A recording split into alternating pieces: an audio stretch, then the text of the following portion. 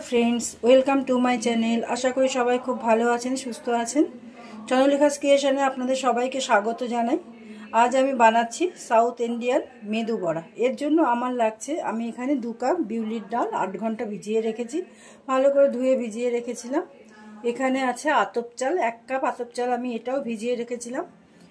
এখানে আমি জল নিয়ে নিয়েছি, এখানে আমি গ্রেট করে আদা নিয়েছি, কাঁচা লঙ্কা কুচি নিয়ে নিয়েছি, সাদা তেল নিয়ে নিয়েছি, এখানে ধনে পাতা কুচি নিয়ে নিয়েছি, এখানে কারি পাতা কুচি করে নিয়েছি, এখানে লবণ আছে, লবণটা কিন্তু আমি রক সল্ট বা সন্দক লবণ ব্যবহার করছি। এখানে গোলমরিচ গুঁড়ো আছে, হিং, আর এখানে একটুখানি জিরে আমি শুকনো কড়াইয়ে ভেজে নিয়েছি, আর আমি কয়েকটা গোটা কাঁচা লঙ্কা নিয়েছি। আমি চালটাকেও কিন্তু 5 থেকে 6 ঘন্টা ভিজিয়ে রেখেছিলাম। এবার আমি প্রথমেই যেটা করব, আমি প্রথমেই একটা জার নিয়ে নিচ্ছি। আমি এবার বড় জার নিচ্ছি, এতে আমি বিউলির ডালটা দিয়ে দিচ্ছি।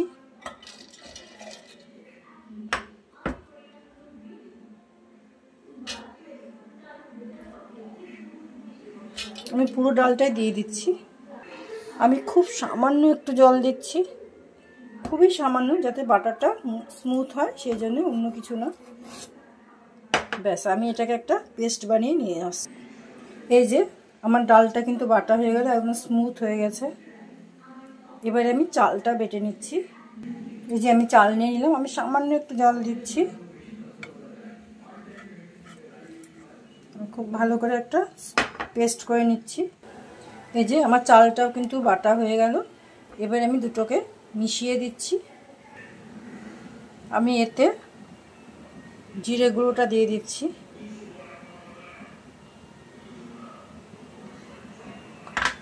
আমি হিং আর গোলমরিচ গুঁড়োটাও দিয়ে দিলাম, আমি লবণ দিয়ে দিচ্ছি স্বাদ অনুযায়ী, আমি কারি পাতাটা দিয়ে দিচ্ছি, আমি কুচি কুচি করে রেখেছিলাম কারি পাতাটা কিন্তু আমার গাছের। আমি ধনে পাতাটা দিয়ে দিচ্ছি, আমি লঙ্কা কুচোটা দিয়ে দিচ্ছি। এবারে আমি গ্রেট করে রাখা আদাটাও দিয়ে দিচ্ছি। এবারে আমি খুব ভালো করে এটাকে ফেটিয়ে নিব, খুবই ভালো করে ফেটিয়ে নিতে হবে, একদম হালকা হয়ে যাবে ফেটাতে ফেটাতে। আমি এটাকে ফেটিয়ে নিয়ে আসছি।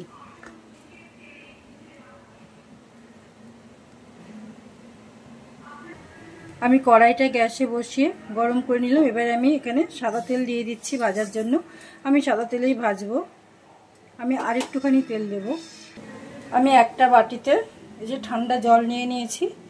এবারে আমি ফেটানো ডালটা একটুখানি দিয়ে দেখব, যদি ভেসে ওঠে তার মানে এটা একদম ভাজার জন্য তৈরি হয়ে আছে। এই যে আমি একটা আগে দেখেছি, আমি আবার এটাকে দেখছি ফেলে।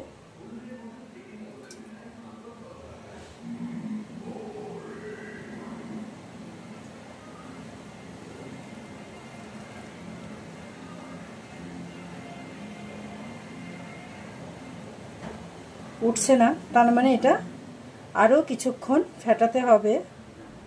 এই যে এবারে কিন্তু ভাসছে,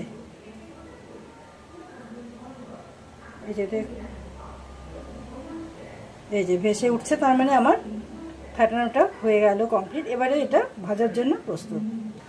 আমি আর একটুখানি ফেটিয়ে নিচ্ছি যাতে জিনিসটা আরও ভালো হয়। আমি কিন্তু আরও একটুখানি ফেটিয়ে নিলাম। এবারেও আমি আবারও একটু দেখছি।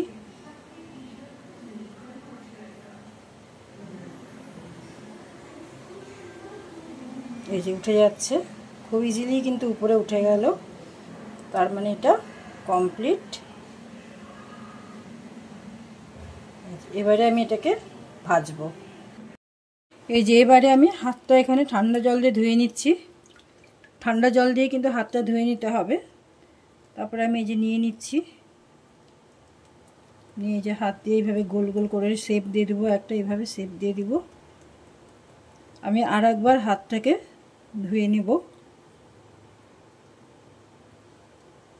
আমি আরেকটু হাতটাকে ধুয়ে নিলাম। এবারে আমি মাঝখানটা একটু ফুটো করে দিচ্ছি। এবারে আমি তেলে ছেড়ে দিব।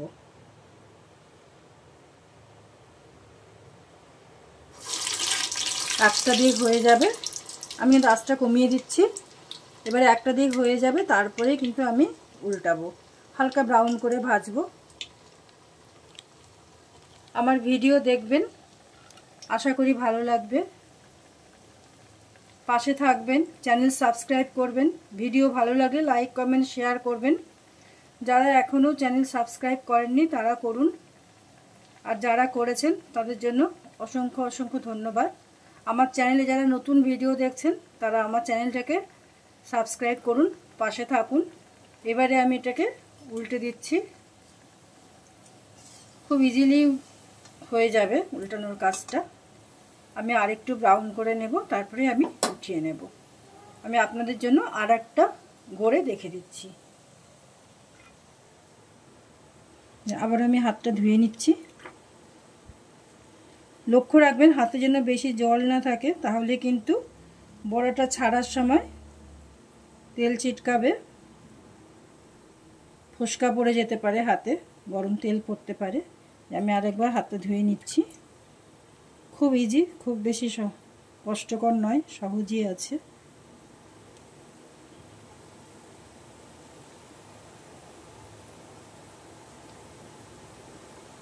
দিয়ে দিচ্ছি, দিয়ে দিলাম।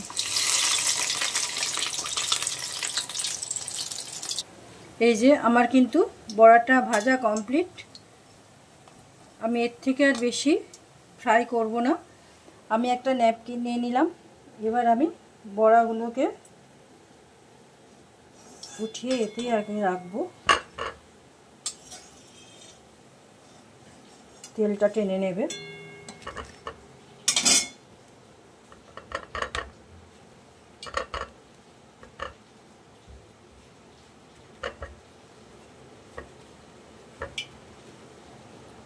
এবারে আমি দুটো কাঁচা লঙ্কা একটু ভেজে নিচ্ছি তেলে।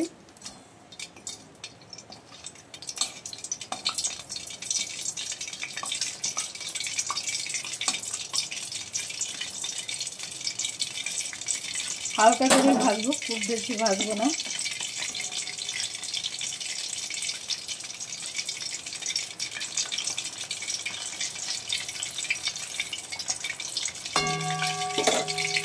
এই যে আমার লঙ্কাটাও ভাজা হয়ে গেল, আমি উঠিয়ে নিচ্ছি। এই যে আমি লঙ্কা দুটো উঠিয়ে নিলাম। আমি এটা পরিবেশন করার সময় লঙ্কা দুটো দিয়ে দেব, আর আমি নারকেলের চাটনি দিয়ে এটাকে পরিবেশন করব। আমি নারকেলের চাটনির রেসিপিটা আগে দিয়ে দিয়েছি, আপনারা দেখে নেবেন আমার চ্যানেলে। অবশ্যই একবার এইভাবে করে দেখবেন। Thank you for watching my video. সবাই খুব ভালো থাকবেন, সুস্থ থাকবেন, সাবধানে থাকবেন। আবার দেখা হচ্ছে পরের ভিডিওতে।